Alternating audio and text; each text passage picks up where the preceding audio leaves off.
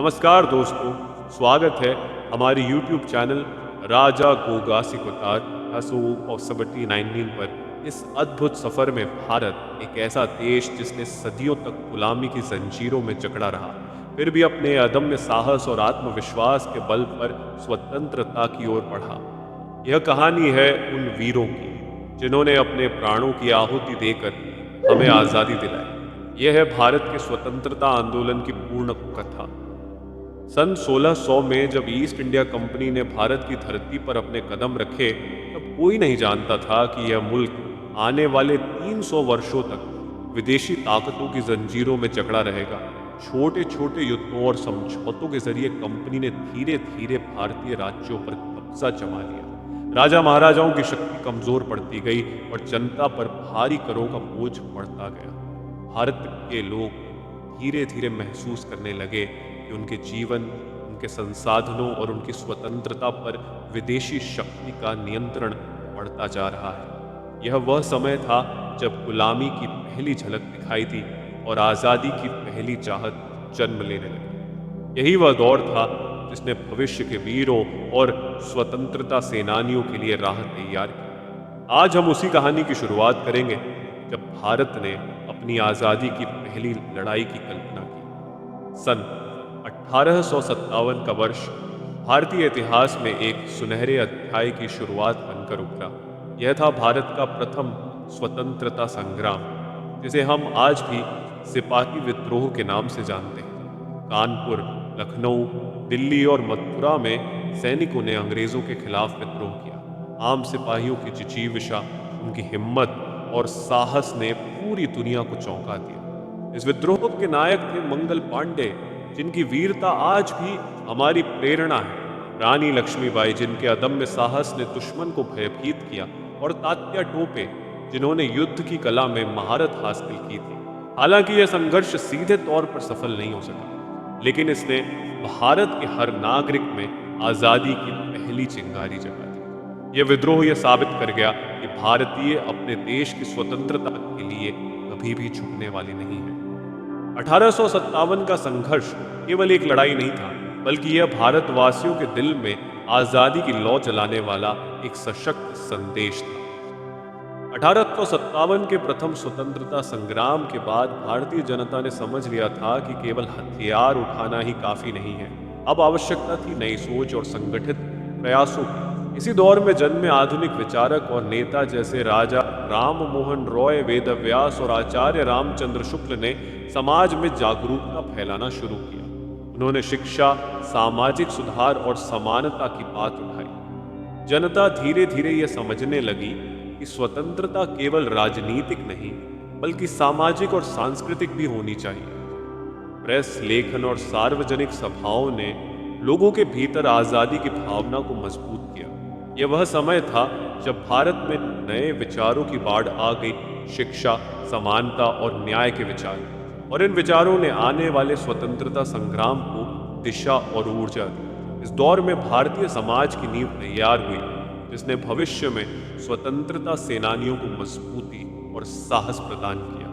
आज हम देखेंगे कि कैसे इसी नई सोच ने भारतीय राष्ट्रीय कांग्रेस जैसे संगठनों को जन्म दिया, जो स्वतंत्रता की लड़ाई को और आगे बढ़ाएंगे। सन 1885 में भारत के इतिहास में एक नया अध्याय लिखा गया, भारतीय राष्ट्रीय कांग्रेस का गठन। कांग्रेस की स्थापना का उद्देश्य था अंग्रेजों के खिलाफ संगठित आवाज उठाना और भारतीय जनता की समस्याओं को सामने लाना। प्रारंभिक दौर में कांग्रेस केवल शिकायतों और संवाद की राजनीति पर केंद्रित थी, लेकिन धीरे धीरे यह आंदोलन एक सशक्त संगठन बन गया जो देश की आवाज को मजबूत करने लगा। इस दौर के प्रमुख नेता थे बिपिन चंद्र पाल, जिन्होंने कड़े और स्पष्ट संदेश दिए। बाल गंगाधर तिलक, जिन्होंने स्वराज मेरा जन्म सिद्ध अधिकार है का नारा दिया। और लाला लाजपत राय, जिनकी निडरता आज भी प्रेरणा देती है। कांग्रेस ने पहली बार जनता को यह विश्वास दिलाया कि यदि हम एकजुट हों तो विदेशी सत्ता के खिलाफ आवाज उठा सकते हैं। यह वह संस्था थी जिसने भविष्य में भारत को स्वतंत्रता की दिशा में अग्रसर किया और लाखों भारतीयों के दिलों में आजादी की चाहत जगाई। जैसे जैसे स्वतंत्रता की लहर बढ़ रही थी, ब्रिटिश सत्ता ने अपनी नीति डिवाइड एंड रूल के जरिए भारतीय समाज में दरारें पैदा करने की कोशिश शुरू कर दी। सांप्रदायिक मतभेदों को बढ़ावा देकर उन्होंने हिंदू और मुस्लिम समाज को अलग करने की कोशिश की। सन 1906 में मुस्लिम लीग का गठन हुआ, जिसका उद्देश्य मुस्लिम समुदाय के राजनीतिक हितों की रक्षा करना बताया गया। हालांकि इसका असली असर यह हुआ कि स्वतंत्रता आंदोलन के भीतर एक नई चुनौती पैदा हो गई। ब्रिटिश सत्ता की यह चालक नीति भारतीय समाज में सामाजिक और राजनीतिक दूरी बढ़ाने लगी, लेकिन यह विभाजन देश के स्वतंत्रता सेनानियों के साहस और मेहनत को रोक नहीं सका। इस दौर ने हमें यह सिखाया कि स्वतंत्रता केवल एक राजनीतिक लड़ाई नहीं थी, बल्कि इसे पाने के लिए समाज में एकता और समझ भी आवश्यक थी। यही चुनौती थी जिसे पार करके भारत ने आगे बढ़ने का रास्ता खोजा। 1920 के दशक में भारत ने स्वतंत्रता के संघर्ष में एक नया अध्याय देखा। महात्मा गांधी का नेतृत्व और अहिंसात्मक आंदोलनों की शुरुआत। असहयोग आंदोलन 1920 से 2022 ने लोगों को अंग्रेजों की नीतियों के खिलाफ संगठित किया। लोगों ने सरकारी स्कूलों और न्यायालयों का बहिष्कार किया, विदेशी वस्त्रों का बहिष्कार किया और स्वदेशी का संदेश फैलाया।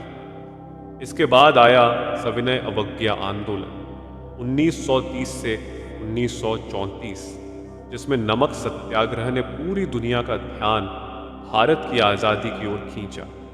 गांधी जी ने यह दिखा दिया कि अहिंसा के मार्ग पर चलते हुए भी अंग्रेजों को चुनौती दी जा सकती है। इस आंदोलन ने जनता में आत्मविश्वास और साहस पैदा किया।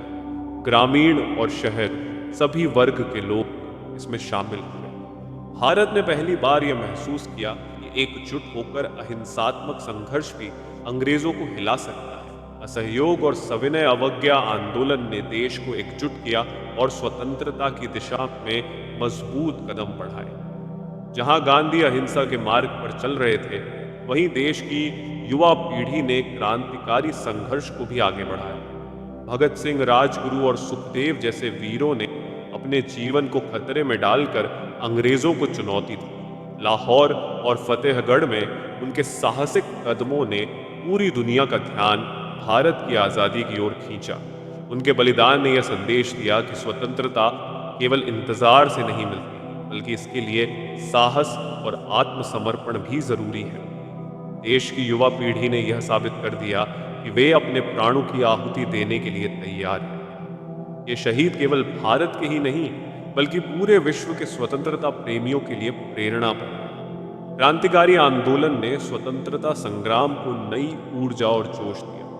यह हमें याद दिलाता है कि साहस और संघर्ष के बिना आज़ादी संभव नहीं थी। द्वितीय विश्व युद्ध के समय ब्रिटिश सत्ता पूरी तरह से युद्ध में व्यस्त थी। यह भारत के स्वतंत्रता सेनानियों के लिए एक सुनहरा मौका था। महात्मा गांधी ने 1942 में भारत छोड़ो आंदोलन की घोषणा की। इसका उद्देश्य था कि अंग्रेजों को भारत से तुरंत बाहर किया जाए। इस आंदोलन में जनता ने पूरे देश में भाग लिया। गांव, शहर, गरीब और अमीर सभी ने स्वतंत्रता की मशाल को आगे बढ़ाया। अंग्रेजों ने आंदोलन को दबाने के लिए कई कठोर कदम उठाए, लेकिन यह आंदोलन देश के हर कोने में स्वतंत्रता की लहर बन गया। लाखों लोग जेल गए, लेकिन उनका साहस और धैर्य इस संघर्ष को और मजबूत बनाता गया। भारत छोड़ो आंदोलन ने स्पष्ट कर दिया कि भारतवासी अब अपने देश की स्वतंत्रता के लिए किसी भी कीमत पर पीछे नहीं हटेंगे। यह आंदोलन स्वतंत्रता की ओर अंतिम गति देने वाला एक निर्णायक चरण बन गया। अंततः लंबी और कठिन लड़ाई के बाद भारत को मिली आज़ादी का क्षण आया 15 अगस्त 1947। भारत ने अंग्रेजों से अपनी आज़ादी हासिल की, लेकिन स्वतंत्रता के साथ ही एक गहरा दुहक भी आया, देश का विभाजन। हिंदुस्तान और पाकिस्तान के रूप में देश अलग हो गए। इस विभाजन में लाखों लोगों ने अपने घर, अपने परिवार और कई बार अपने जीवन तक की कुर्बानी दी। नेहरू जी, गांधी जी और अन्य नेताओं ने मिलकर नई स्वतंत्र भारत की नींव रखी। उन्होंने लोकतंत्र, संविधान और समानता के सिद्धांतों पर देश को खड़ा किया। स्वतंत्रता का यह क्षण केवल राजनीतिक जीत नहीं थी, बल्कि यह भारतवासियों के अदम्य साहस, संघर्ष और बलिदान का प्रतीक था। इस दिन से भारत ने अपने भविष्य की नई दिशा चुनी, एक ऐसा देश जो अब अपने निर्णय स्वयं ले सके, अपने नागरिकों के अधिकारों की रक्षा कर सके और दुनिया में अपनी आवाज को स्थापित कर सके।